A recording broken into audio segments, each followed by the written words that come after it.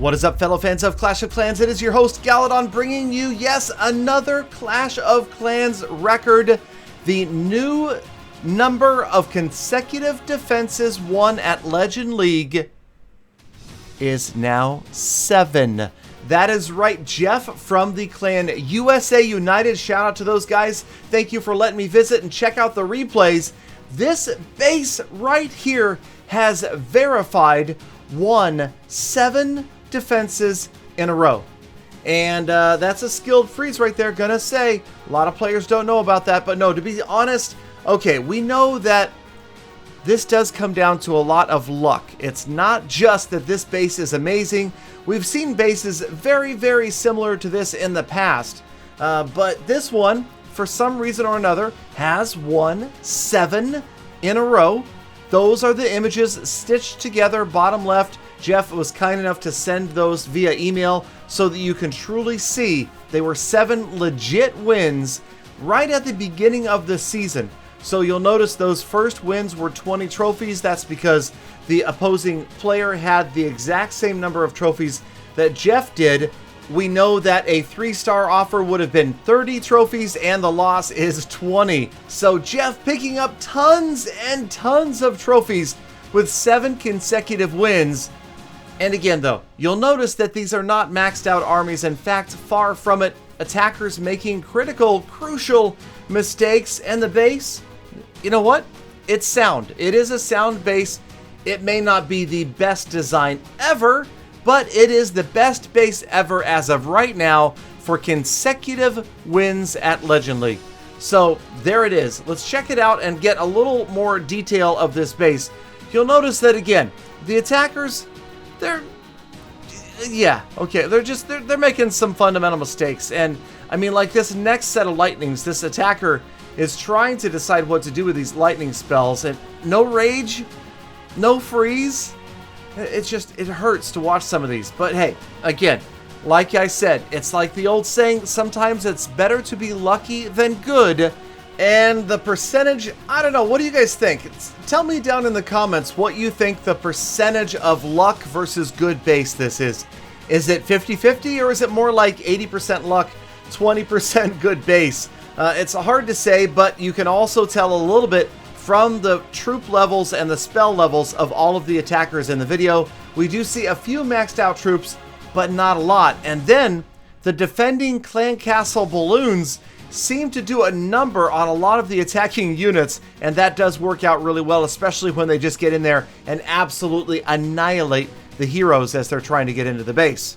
Now, the other interesting fact about the 7 defensive wins in a row is that the record stood for a long time. If you guys recall, if you've watched the channel, the record stood at 4 defensive wins for a long time. I'm talking about like maybe 3 years, close to 3 years. We never saw anybody get more than 4 defensive wins in a row. And the funny thing is attacking has become stronger, right? Most would argue that it is easier to win an attack at this point than it was 2 to 3 years ago, so you would think the opposite would be true. This would be that much harder to achieve because of the fact that offensive troops and heroes and everything, everything is geared more towards the attacker than the defender than it ever has been in the history of Clash of Clans. But here you go. You've got 7 in a row right here. I would love to see anybody beat this. Okay, this seems like a number that's going to stand for a long time. I mean, and to be honest, I'm going to, to put my vote down as far as luck versus good, let's just say I think that if Jeff had gone to Vegas and bet on his lucky number in roulette, it would have hit like 3 times in a row. Okay, that's how much luck I think might be involved right here.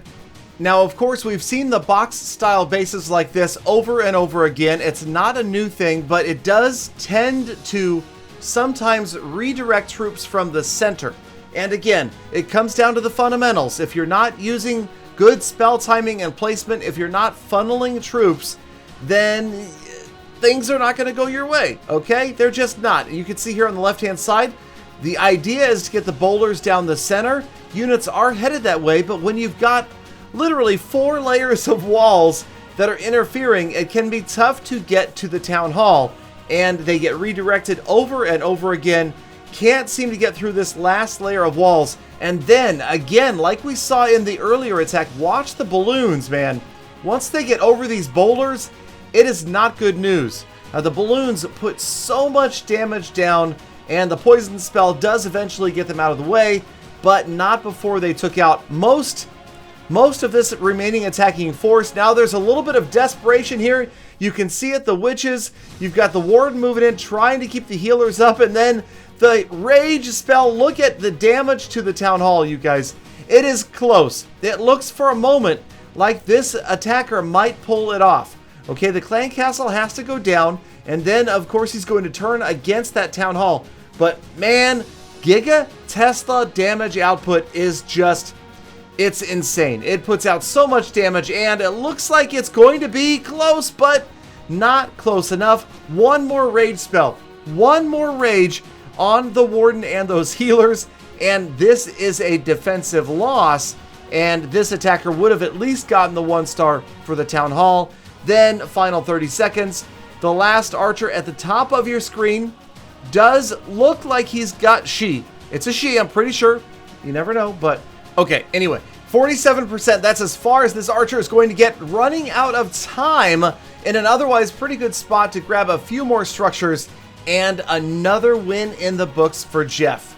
So we move on. We'll take another look at another attack, and again, yes, not maxed out troops, not maxed out heroes, but a lot of maxed out spells and respectable troop levels, that's for sure. I mean, the Archer Queen over 50, the Barb King lagging a little bit behind here. But again, it comes down to just maybe a slight misuse of spells. I think that there's probably too many heal spells in this attack. Not sure the point of the haste spell there. And then the lack of funneling. Look at only 3 of the Valkyries go to the core. All of the other Valkyries run around to the right-hand side. And again, this base does make funneling really difficult. You can't possibly funnel all the way down to the town hall enclosure. You can get close. You can funnel the first maybe 2 layers of walls, and then it's going to be tough. And that's exactly what happened right here. Funneling gone wrong. The Archer Queen this time is in the core, and no healers for her. Just a heal spell. She turns after the town hall, and like we've seen so many other times, they both go down at the same time, the Archer Queen and the Grand Warden. 39% damage, and you'll see there's like 90 seconds left in this attack. This attacker is not giving up so easily, and maybe, just maybe, this would have hit 50% if it weren't for the time factor and those balloons. Those balloons are going to wander around, and although the archers can easily pick these buildings off, eventually the balloons are going to chase those archers down, take them out, and just no chance at 50%. Valiant effort though. Give Krot an A for effort right here against a base that has proven tough, especially for attackers that have far from maxed troops. You see here the minions are going to chase the balloon in, and that's going to cost the minions their lives, although the balloon does go down. Bottom right of your screen, you've got more archers that are just grinding away right here. I mean, at this point, if you're an attacker, I mean, I've been in this exact position many, many times, not recently, but back in the day, back when things were much more balanced than they are right now. And, you know, there's a moment here where it's like, wait a minute, do I have enough archers? Where is this last minion going to go? How many more structures can I get? And then that sinking feeling comes in when you realize 49% is going to be the final tally. 1 structure away from a victory instead of a 15 trophy defeat right there. So yes, Jeff's base is super solid and it's winning defenses, but can it stop a maxed out attacker? Can it stop a fully maxed player? And can it stop Galadon? That's right, I went after this base, and you guys can find out tomorrow in tomorrow's episode of Clash of Clans Attacks what happens when Galadon attacks this base, and what happens when I go out on defense running this exact base with fully maxed out heroes and defenses. So come back again tomorrow, hit that subscribe button, don't miss out to see if this truly is indeed the best base ever in Clash of Clans. Thank you guys for watching, have a great day, be kind to one another, and I hope that you all come back again tomorrow for the cliffhanger and more full attacks.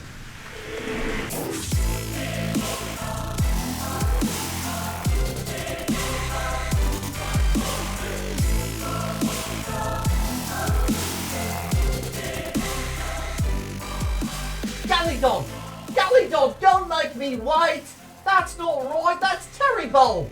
You know Peter's no good at waiting.